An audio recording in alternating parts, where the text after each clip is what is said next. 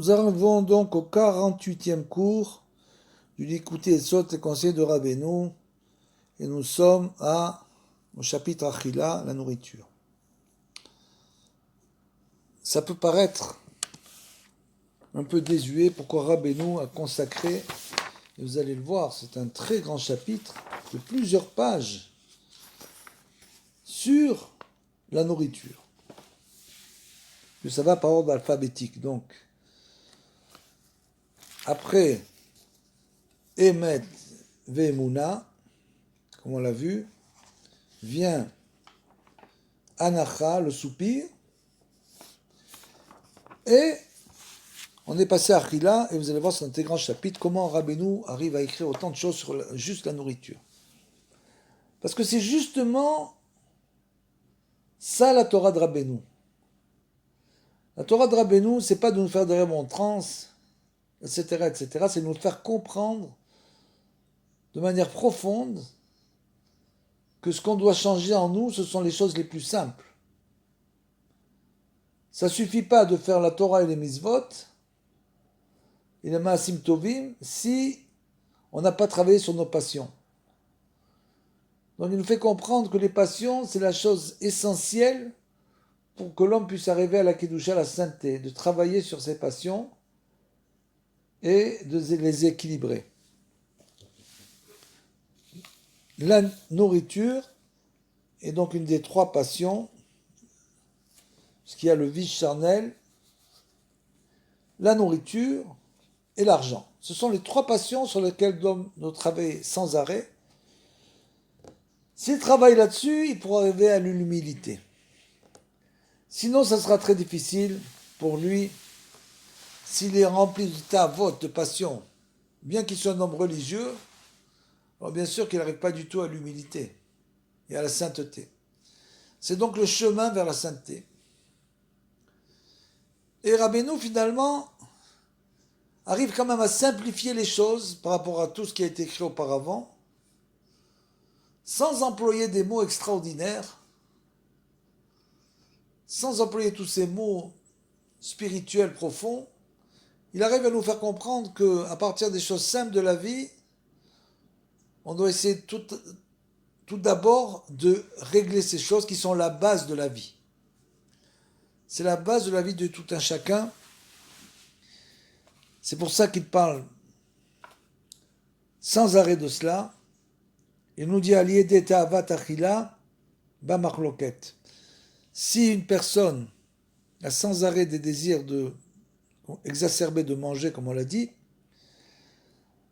à ce moment-là, il va se retrouver dans des machlokot, des disputes. Shemecharfim ou meazim oto, parce qu'on va le dédaigner et lui faire honte. Puisqu'il y aura une réparation par rapport à ça. L'homme jamais ne pense, parce qu'il est gourmand, par exemple, qu'il a des machlokot, des disputes avec des gens parce qu'il est gourmand, ça lui paraît complètement hors sujet. Et pourtant, c'est ce que nous dit Rabbeinu. Et quand un homme casse cette passion-là, Zoché le shalom, il mérite le shalom. Et grâce à ça, il arrive à faire le shalom dans les cieux. Ve'az nitgale ve'nitrabe sava gadol baolam. Et à ce moment-là, l'abondance se multiplie dans le monde grâce à ça. Par contre, celui qui est enfoncé dans la passion de la nourriture, c'est connu que cette personne-là est loin, loin de la vérité. Parce qu'en fait, elle ne pense sans arrêt qu'au plaisir de son corps. C'est comme si son corps la dominait totalement. Elle veut sans arrêt manger. On appelle la boulimie. Elle mange, elle mange, elle mange. Pourquoi ? Parce qu'elle ne vit que sur son corps. Elle doit donc casser cette passion-là en réfléchissant, en étudiant pourquoi c'est comme ça, qu'est-ce qu'elle peut faire. Et donc celui qui est enfoncé dans cette passion-là, c'est sûr qu'il est loin de la vérité. Parce qu'en fait, la rigueur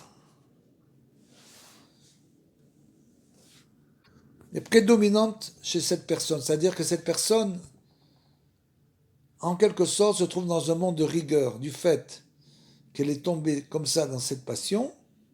Mais Gamze Siman al Dalut. Et c'est aussi un signe de pauvreté. Gam Yavo Lede Bisionot ou Bouchot. Et comme on l'a dit, à cause de ça, l'homme viendra en être dédaigné et on le fera honte. Mishiu Mishaver Tavatachila. Par contre, celui qui arrive à briser la passion de la nourriture, comme c'est beaucoup le cas par exemple, vous me direz, ça paraît impossible. Et pourtant, il y a beaucoup de gens, par exemple, qui sont malades, qui ont des sortes de maladies, du cholestérol ou du sucre dans le sang, du diabète, tout ce que vous voulez. Et moi, j'ai connu des gens comme ça. Du jour au lendemain, ils ont complètement changé leur régime alimentaire. Totalement. Ils ont mangé 5 fois moins que ce qu'ils mangeaient avant. En l'espace de 3 mois, ils ont guéri. Donc ça veut dire qu'avec la volonté, quand on a la volonté de changer, on peut changer. Le tout, c'est de comprendre que ces choses-là sont des choses extrêmement importantes, que c'est la base de la vie de l'homme, et donc il faut, grâce à cette compréhension, qu'il arrive à réveiller sa volonté pour changer. C'est pas ce qu'on appelle le régime, c'est pas un régime. Parce que le régime, il y a des gens qui font des régimes, une fois qu'ils ont fini le régime, ils ont perdu 20 kilos, 30 kilos, et après ils se remettent à manger. Il faut une nouvelle hygiène de vie qui est basée sur la Torah. C'est pas juste pour le corps, parce que si c'est pour le corps, c'est pareil. C'est pour dévoiler le spirituel. Dès l'instant où l'homme veut dévoiler le spirituel, il voit qu'il a des empêchements, il va utiliser une nouvelle hygiène de vie justement pour cela, parce que la Torah te demande de manger avec parcimonie, de quitter le repas en ayant encore un peu faim, de ne pas remplir son ventre à outrance. Mishiu Meshaver Ta'avat Achila, donc celui qui arrive à ce niveau, Akadosh Baruch Hu Ose Aliado Moftim. Grâce à cela, Akadosh Baruch Hu fait, grâce à lui, des miracles.